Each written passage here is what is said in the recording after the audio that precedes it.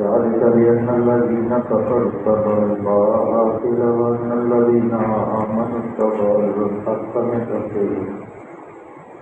كذلك يضرب الله للناس أمثالهم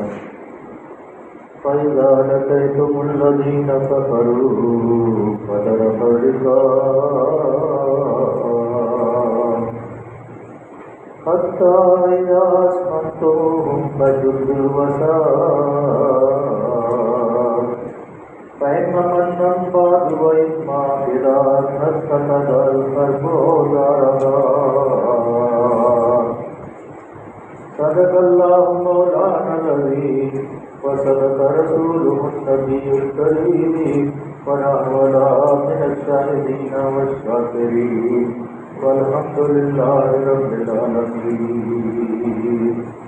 رب اشرح لي صدري ويسر لي امري واحلل عقدة من لساني يفقهوا قولي. ربنا آتنا من لدنك رحمة وهيئ لنا من أمرنا رشدا.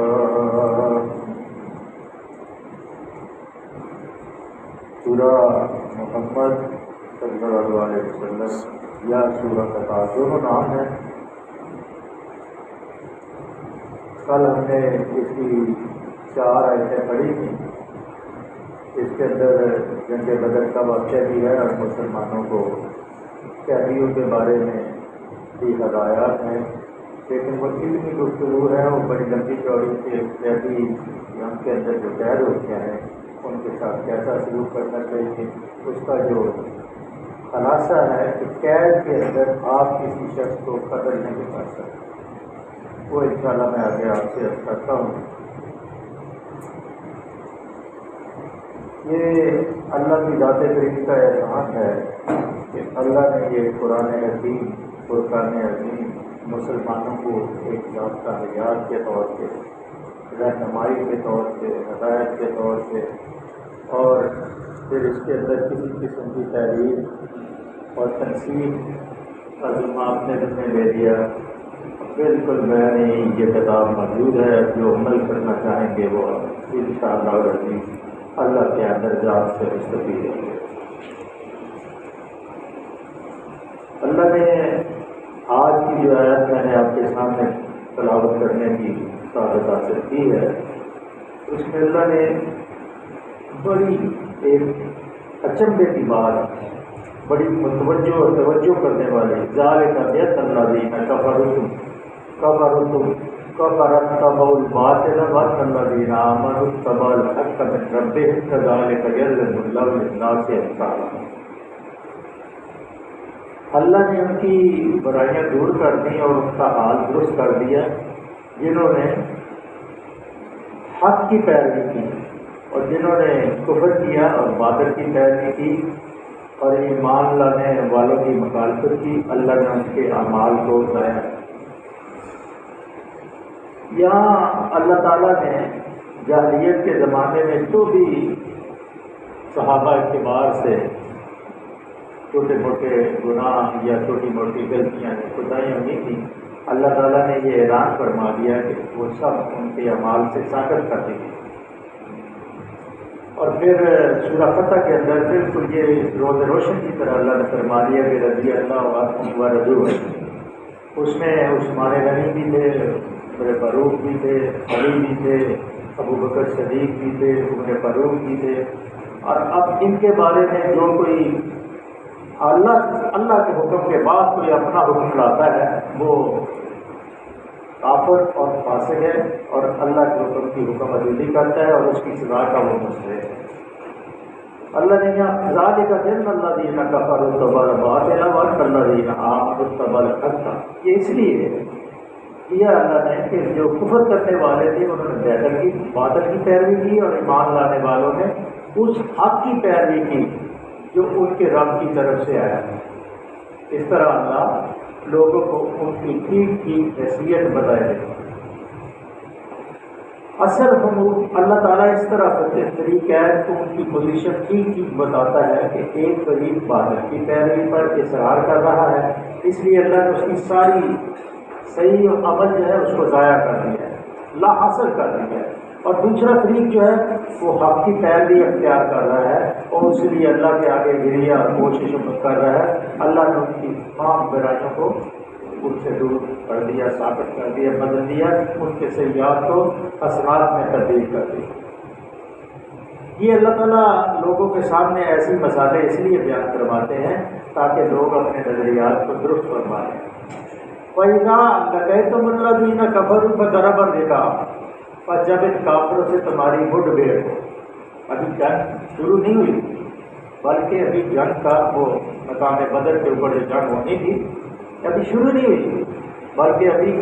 شروع ہونے میں کچھ وقت باقی ہے، تو اللہ پہلے ہدایت دیتا ہے کہ جب تمہاری مڈ بھیڑ ہو، جب لڑائی شروع ہو جائے تو پہلا کام کیا کرنا ہے، اذا فضرب الرقاب حتی اذا اثخنتم فشدوا الوثاق، پہلے ان کی گردنوں کو مارو اور پھر اس کے بعد ان کو قیدی بناؤ۔ پہلے نہیں کہ فوری طور پہ آپ ان کو قیدی بنانا شروع کر دیں اگر جنگ کا پاسا پلٹ رہا ہے اور اس کو قیدی بنانا شروع کر دیں، بلکہ اس کی بہت زیادہ اللہ تعالیٰ نے بہت وضاحت فرمائی ہے، اور جو صحابہ کبار ہیں انہوں نے بھی وضاحت فرمائی ہے، نبی صلی اللہ علیہ وسلم سے بھی یہ وضاحت ہے، اور جو آنے والے جو علماء اکرام صاحب جو محدثین ہیں مفسرین ہیں انہوں نے بھی اس کی پوری تفصیلات۔ ایک نقطے کی بات جو اس میں ہے وہ ہے کہ آپ کسی قیدی جنگ کے بعد جب قیدی ہو جائے، قیدی آپ کی قید میں آ جائے تو پھر اس کو آپ قتل نہیں کر سکتے، یا وہ کلمہ پڑھ لے تو اس کے کلمے سے آپ یہ اس کو قتل نہیں کر سکتے لیکن اس کو قید سے رہائی نہیں دے سکتے، اس لیے کہ یہ کلمہ پڑھنا اس کا ہو سکتا اپنے مفاد کے لیے دل سے نہ ہو، لیکن اگر وہ جنگ سے پہلے اگر کلمہ پڑھے تو وہ پناہ پا سکتا ہے۔ یہی نبی صلی اللہ علیہ وسلم کا فرمان ہے، اور یہی سارے صحابہ اکرام اور تمام خلفائے اکرام جو ہے ہمارے جو خلفائے راشدین ہیں ان کا بھی اس کے اوپر اتفاق ہے۔ لیکن کچھ مخصوص جو حالات تھے اس کے اندر اللہ کے نبی صلی اللہ علیہ وسلم نے بعض لوگوں کو قتل کا حکم دیا تھا، جیسے مکے کی فتح کے اوپر اور یا مدینے میں اگر وہ نصر بن حارث کو قتل کیا تھا اور ایک اور کافر کو قتل کیا تھا، کیونکہ نصر بن حارث جو ہے مسلمانوں کا اور پیغمبروں کا پیغمبروں کی کتابوں کا مذاق اڑاتا تھا، اور جس کے بارے میں سورہ لقمان کے اندر من الناس من یشتری لا والحدیث لجد اللہ سبیل اللہ وغیرہ میں کہ بعض لوگ ایسے ہیں جو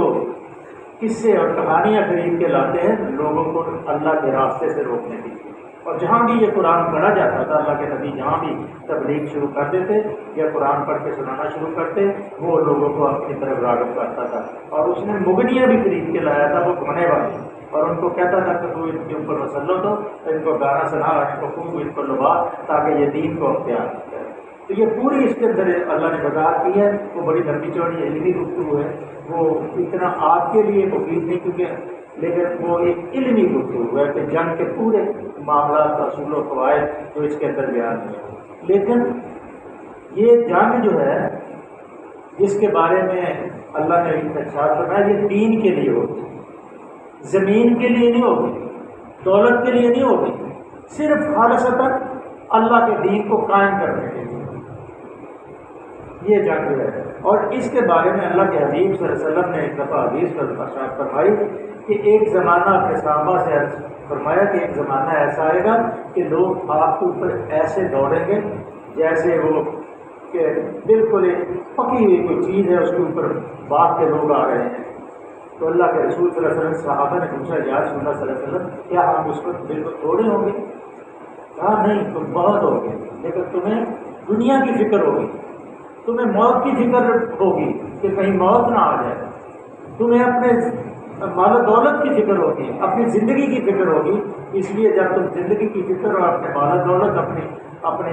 جاہ و جلال کی فکر کرنا شروع کر دو گے، دین کی فکر نہیں کرو گے تو پھر پورے اب ہماری کیفیت کوئی بالکل ہے نہیں ہے حدیث کے مطابق کہ 58 ممالک میں ہر قسم کی آسائش اور دولت ہمارے پاس موجود ہے، لیکن ہم ایک تنکوں کی مانت ریت کے گھروں کی مانت ہم بہ رہے ہیں، اور وہ سارا کفر جو ہے ہمارے اوپر ٹوٹ کے پڑا ہوا ہے اور ہمیں وہ ذبح کر رہا ہے، اس لیے کہ ہم ان کے سامنے کوئی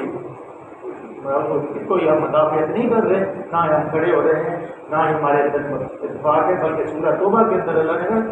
یہ جو تمہیں اپنی بلڈنگیں اور اپنے کاروبار اور اپنے اس کے اوپر ہے کہ تمہیں یہ تباہ نہ ہو جائے تو انتظار کرو، پھر اللہ کا عذاب آئے گا، تھوڑا برسے گا اور سب کچھ برباد کر دے گا۔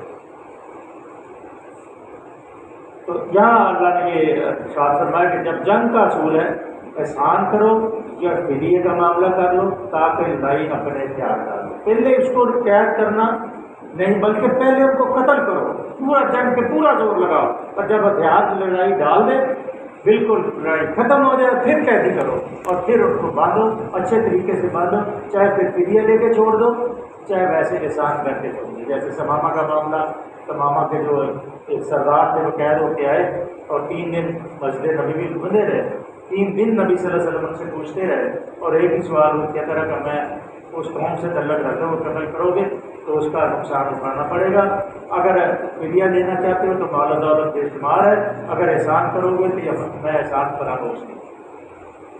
3 دن کے بعد اللہ کے رسول صلی اللہ علیہ وسلم نے اس کو چھوڑ دیا، اب کہا جانے دو، لیکن وہ تھوڑی دور گیا، بعد میں وضو کر کے واپس آیا اور اس نے کہا لا الہ الا اللہ محمد رسول اللہ۔ پوچھا کیا معاملہ ہے؟ کہا اب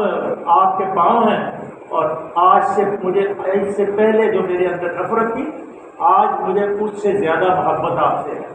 آپ جیسا شخص دنیا کے اندر نہیں ہے، جو دنیا کا دین آپ لے کے ہیں ایسا کوئی دین نہیں ہے، میں اب کہاں جا سکتا ہوں۔ یہ ساری زندگی آپ نے اپنے نبی صلی اللہ علیہ وسلم کے قدموں میں گزاری۔ یہ پوری ایک تحقیق ہے اور پورے جو مفسرین ہیں انہوں نے ان کو بیان کیا ہے۔ تو یہ اصول ہے جنگ کا جو یہاں بیان کیا جو جنگ بدر سے پہلے۔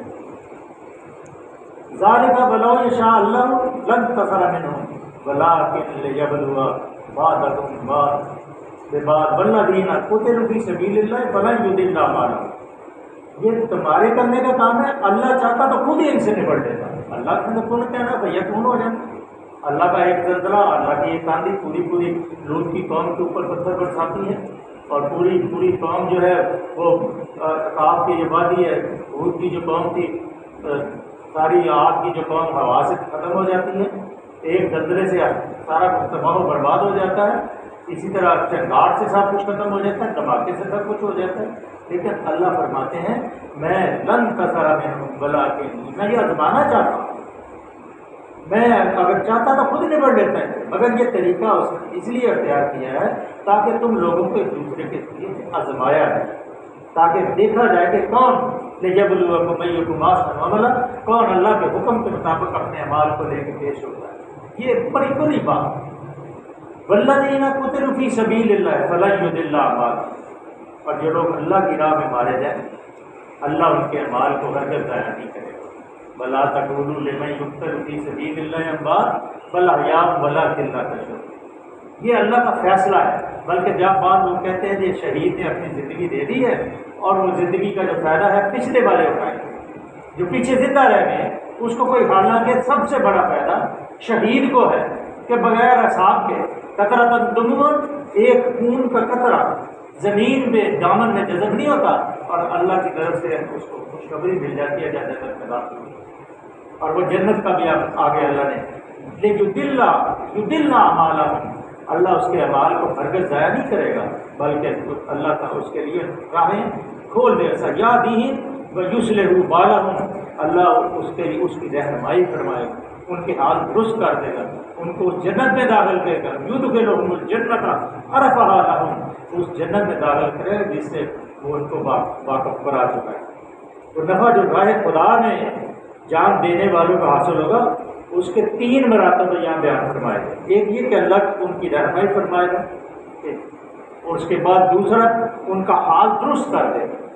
ان کی جو سیئات ہیں ان کو حسنات میں تبدیل کر دے گا، کوئی گناہ باقی نہیں رہ جائے گا۔ وہ جنت میں داخل کرے گا جس سے وہ پہلے ہی نبی صلی اللہ علیہ وسلم کے ذریعے سے متعارف ہو چکے، استقامت کے ذریعے سے متعارف ہو چکے کہ جنت کیسی، جیسے کیفا نشان کیسی جنت ہے کہ اللہ ان کی ساری آلودگیاں جو ہے دور کر دے گا اور ان کو پھر کے نئے تلک پہنا کے ان کو اچھے لباس پہنا کے اس جنت میں داخل کرے گا، اور جب جنت میں داخل ہو گے جس سے وہ پہلے متعارف تھے وہ کہیں گے یہ تو وہی چیز ہے جس کا اللہ نے ہم سے وعدہ کرنا ہے۔ یا ایھا الذین آمنوا ان تنصروا اللہ ینصرکم ویثبت اقدامکم، اے لوگوں جو ایمان لائے ہو اگر تم اللہ کی مدد کرو گے تو وہ تمہاری مدد کرے گا۔ یہ جو نفع راہ خدا میں جان دینے والوں کا حاصل ہوگا یہ اللہ تعالیٰ نے یہ فرمایا کہ تم اگر یہ نہیں، جیسے عیسیٰ علیہ السلام نے کہا تھا من انصاری اللہ کے راہ میں میرا کون مدد کرتا ہے، قال الحواریون نحن انصار اللہ، تو حواریوں نے کہا تھا ہم اللہ کے راستے میں اللہ کے دین کے لیے آپ کے مددگار ہیں۔ تو اللہ نے فرمایا کہ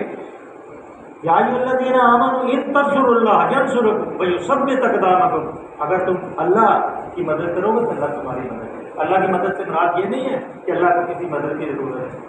بلکہ اللہ چاہتا ہے کہ تم اپنی آزمائش میں پورا اترو، دین کے لیے اپنی جانیں لڑاؤ، اور پھر اللہ تعالیٰ تمہاری مدد کو آئے گا اور تمہارے قدموں کو تمہارے اندر استقلال پیدا کر دے گا، تمہیں استقامت عطا فرما دے گا، چاہے وہ پتھر کھانے کی استقامت ہو، چاہے کانٹے بچھانے کی، چاہے بم برسنے کی، چاہے سیلاب کے اندر، چاہے کسی طریقے سے بھی کوئی اگر عذاب آپ کی طرف آئے گا یا دشمن آئے گا تو یہ سب بھی اقدام ہو، آپ کے قدموں کو اللہ استقلال عطا فرما دے گا، استقامت عطا فرما دے گا۔ یہ اللہ کا وعدہ ہے۔ والذین کفروا فتعصوا لهم واضل اعمالهم، اے لوگوں جو ایمان لائے، اگر تم اللہ کی مدد کرو گے تو وہ تمہاری مدد کرے گا اور تمہارے قدم مضبوط جما دے گا۔ رہے وہ لوگ جنہوں نے کفر کیا ہے تو ان کے لیے ہلاکت، والذین کفروا فتعصوا لهم واضل اعمالهم، ان کے لیے ہلاکت ہے اور ان کے تمام اعمالوں کو حقارت کر دیا جائے گا، ضائع کر دیا جائے گا۔ ذالک بانہم، اس لیے ہوگا وہ تو کرے ما انزل اللہ ما حبط اعمالہم،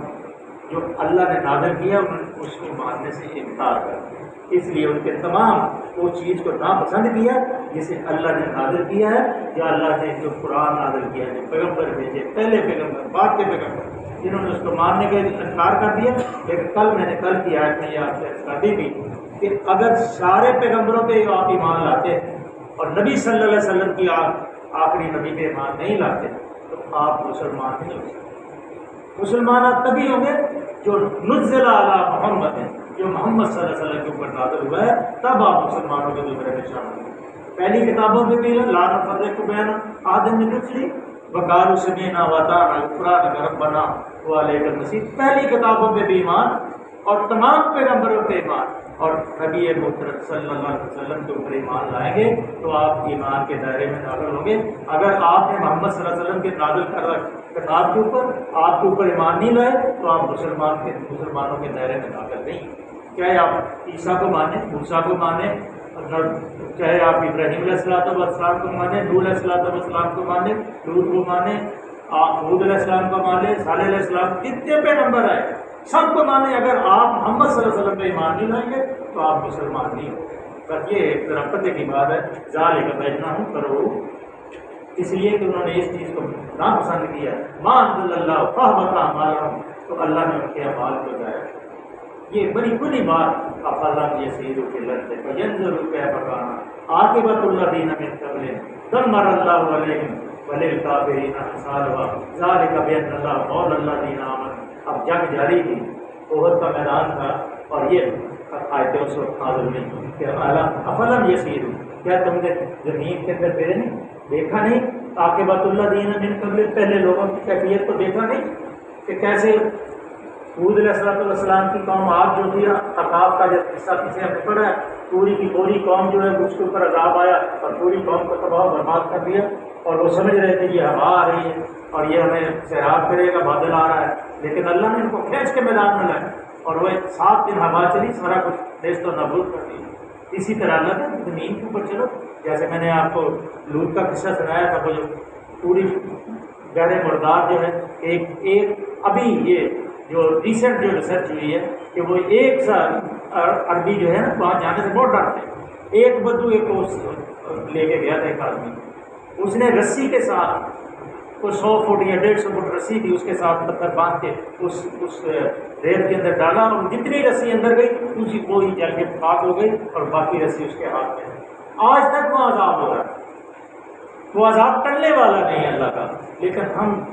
فکر مند نہیں ہیں، ہمارے اندر فکر نہیں، ہمارے اندر تجسس نہیں ہے کہ یہ کیسے ہوگا۔ تو اللہ نے کہا افلم یسیروا فی الارض، کیا زمین کے اندر چلے پھرے نہیں، فینظروا کیف کان عاقبۃ الذین من قبل، پہلے لوگوں کا کیا حال میں نے کر دیا تمہیں پتہ نہیں، دمر اللہ علیہم وللکافرین امثالھا ذالک بان اللہ۔ یہ جب جنگ ہو رہی تھی تو جب نبی صلی اللہ علیہ وسلم زخمی ہوئے نا احد کے میدان میں،